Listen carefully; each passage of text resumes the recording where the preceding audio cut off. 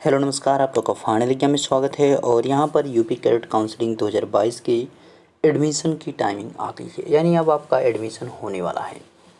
अब यहाँ पे एडमिशन के लिए अभी आज जो है सभी रिपोर्ट करेंगे लगभग। तो यहाँ पे सबसे बड़ी समस्या आ रही है कि कितनी फ़ीस लेके जाना है। मैक्सिमम लोगों को जो है यहाँ पे कॉल भी आए थे कि कितनी फ़ीस लेके जाना है, कितनी फ़ीस लगेगी, कितनी जमा होगी, इस चीज़ के बारे में काफ़ी। बाकी ज़्यादातर लोगों का जो है कॉल पर ही उनका सलूशन कर दिया गया। अगर अभी भी किसी को दिक्कत हो तो ध्यान रखना है, लगभग जो है आपका 32 तक लग जाएगी।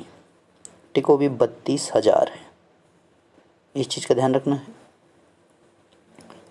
और जिनका पेड है तो उनको तो फिक्स है कि उनको अपनी डीडी लेकर जाना है। वो आपको बोला गया होगा कितने की डीडी बनवा के लेकर आइएगा, आपको उतने की डीडी लेकर जाना है। तो इस चीज़ का ध्यान रखना है, ठीक है।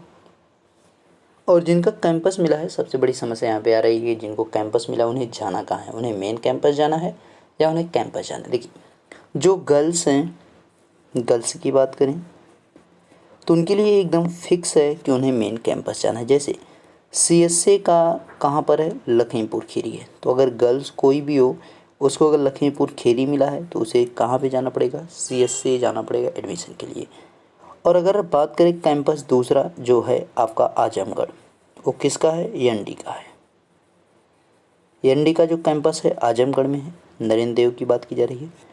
तो भी अगर लड़की है तो उसके लिए आपको अब फिक्स है कि वो एनडी में ही जाएगी, यानी आपका अयोध्या में ही उसको रिपोर्ट करना पड़ेगा एडमिशन के लिए। सारे उसके जो काम होंगे सभी कहाँ पर होंगे, एनडी में ही होंगे। और यहाँ पे जो लखीमपुर खीरी जिसको मिला है कैंपस, गर्ल्स की बात की जाए उसको भी सीएसए में। यानी अधिकतर काम लड़कों के भी आपके मेन कैंपस में ही होंगे। बाकी एडमिशन के लिए जो आपको रिपोर्ट करनी हो जाके आपको कैंपस में ही करनी पड़ेगी, वो भी ठीक है, ध्यान रखना है यहाँ पे। बाकी मेन काम जो भी रहेगा वो आपका मेन कैंपस से ही होगा। अगर कोई दिक्कत होती है तो भी आपको मेन कैंपस से ही उसका सलूशन हो पाएगा। तो यहाँ पे एक चीज़ है, डॉक्यूमेंट कुछ लोगों को क्लियर थे तो आप डॉक्यूमेंट को सही करके लेके जाएं। जैसे होता क्या है कि कुछ लोगों का डॉक्यूमेंट की वजह से भी एडमिशन रुक जाता है। तो इस चीज़ का ऐसा किसी का ना हो कि डॉक्यूमेंट की वजह से एडमिशन रुक जाए, ठीक है। तो ध्यान रखना है, इस चीज़ को थोड़ा सा क्लियर कर लीजिएगा। अगर फिर भी कहीं दिक्कत होगी तो आप कॉल कर लीजिएगा, आपको वहाँ पर भी बता दिया जाएगा। पूरी कोशिश रहेगी कि वहाँ पर भी आपको बता दिया जाएगा, ठीक है।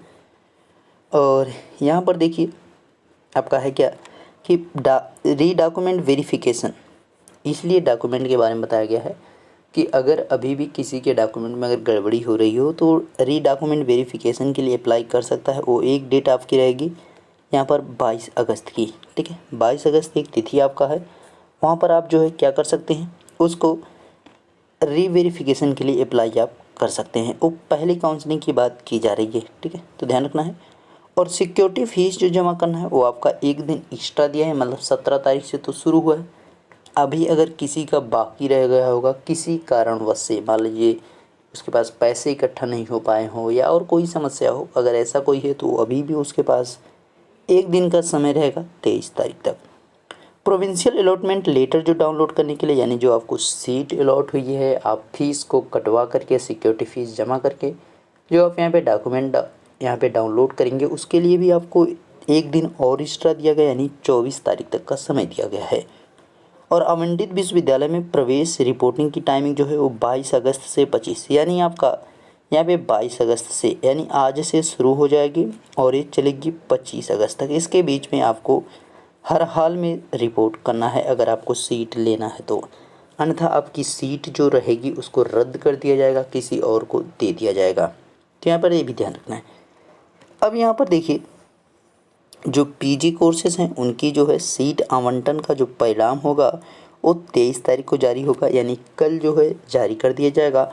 और डॉक्यूमेंट अपलोडिंग की टाइमिंग 23 से ही शुरू हो जाएगी। देखिए, कोशिश ये करिएगा कि थोड़ा सा लेट करने की।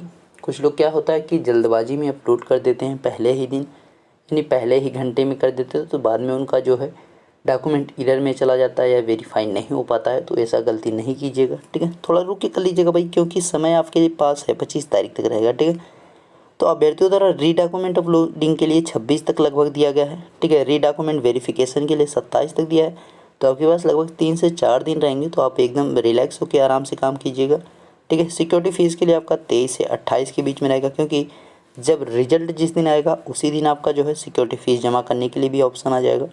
तो तो एक दिन लेट कर लीजिएगा, कोई दिक्कत नहीं होगी, ठीक है। प्रोविंशियल अलॉटमेंट आपका 24 से 8 है, ये सब देख लीजिएगा आप आराम से। बाकी अगर आपको यूजी वालों को यहाँ पे कोई भी दिक्कत हो, क्योंकि उनकी कल से जो है कॉलेज के लिए आवंटित जो वहाँ पे रिपोर्टिंग टाइमिंग है, तो कोई दिक्कत होगी तो आप हमें जो है कॉल कर सकते हैं, तो वहाँ पे आपको उसका सलूशन कर दिया जाएगा। ओके, तो मिलते हैं नेक्स्ट वीडियो में, तब तक देखते रहेंगे फाड़ दे जाम बिता से। Thank you.